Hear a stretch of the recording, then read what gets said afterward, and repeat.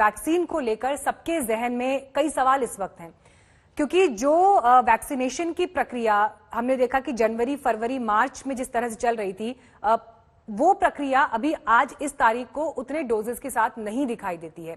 राज्यों में कमी दिखाई दे रही है, कई सेंटर्स बंद हो चुके हैं। लोग ये समझना चाहते हैं कि कब तक वैक्सीनेशन 70% आबादी को लगाने की जो हम बात कर रहे हैं कि जब हर्ड इम्यूनिटी डेवलप हो जाएगी देश में, वो स्टेज हम कब तक हासिल कर पाएंगे?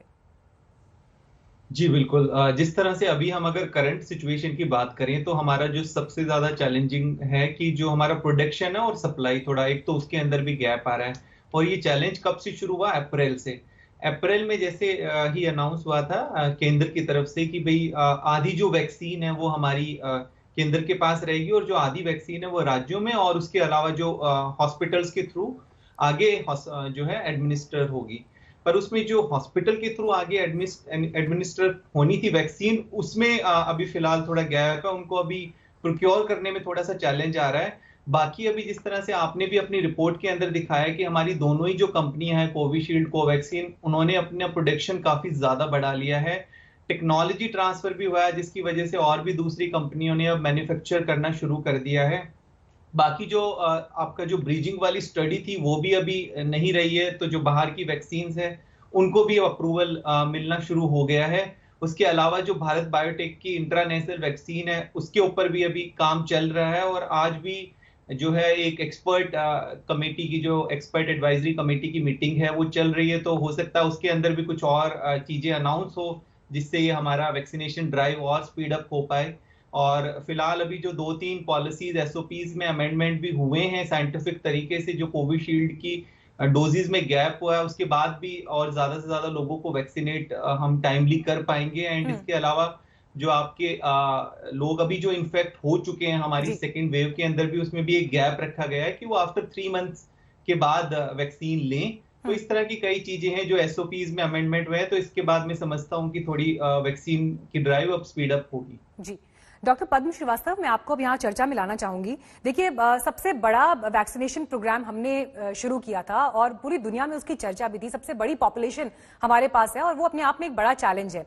लेकिन अगर हम डेटा पर भी नजर डालते हैं तो अप्रैल 2021 में हर दिन एवरेज 30 लाख प्लस डोजेज लग रहे थे लोगों को, और मई 2021 यानी ठीक एक महीने बाद 23 मई तक का डेटा अगर हम देखें तो 16 लाख प्लस डोजेज हर दिन औसतन लग रहे थे।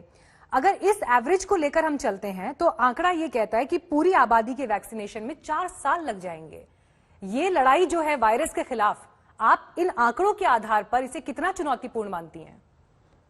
तो आपने सही कहा, और अभी जैसे आपने सुना दूसरे पैनलिस्ट के जरिए और also professor Paul, NITI Aayog का वो उन्होंने जो डिक्लेरेशन किया है कि यस, डिमांड एंड सप्लाई में डेफिनेटली गैप थी, तो इसीलिए तो वो जो सारा जो परसेंटेज ऑफ वैक्सीनेशन कम हो गया है। पर we are not looking at that rate.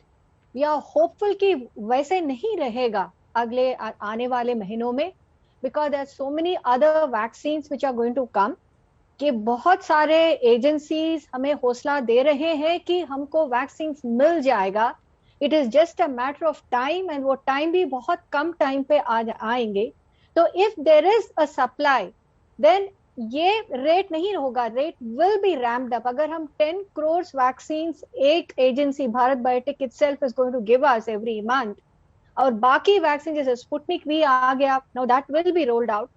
And अगर ये सिंगल शॉट वैक्सीन की जो बात कर रहे तो उसमें so we not even bothered about the second shot. And जो गोल पोस्ट जो चेंज हो गया, जैसे हमारे दूसरे पैनलिस्ट ने बताया कि हमारे एसओपीज भी चेंज हो गया, जो इन्फेक्टेड है उनके लिए तो आगे देयर इज अ गैप, जो कोविशील्ड के गैप आ गया। इस तरह हम देखें तो रेट विल इंक्रीज, और मैं कॉन्फिडेंट हूं कि ये इतने साल नहीं रहना चाहिए। I think we will be able to vaccinate provided जो भी अभी प्रोमिसेस किए गए हैं वो सब they are able to fulfil, कि उतना डिमांड आएगा। Then it is only be a strategy कि कैसे रोल आउट करना है। उस रोल आउट स्ट्रैटेजी में आई थिंक हम कुछ नई तरीके अप्लाई करना पड़ेगा ताकि हम लोगों तक जाए वो वैक्सीन करने के लिए, ये नहीं कि वो लोग हमारे पास आए अपने आप वैक्सीनेट करने के लिए। I think that's where we also need to have some tweaking of that policy. Supply आ जाए, हमारा रोल आउट पॉलिसी भी थोड़ा चेंज हो जाए, तो we will be able to vaccinate much faster.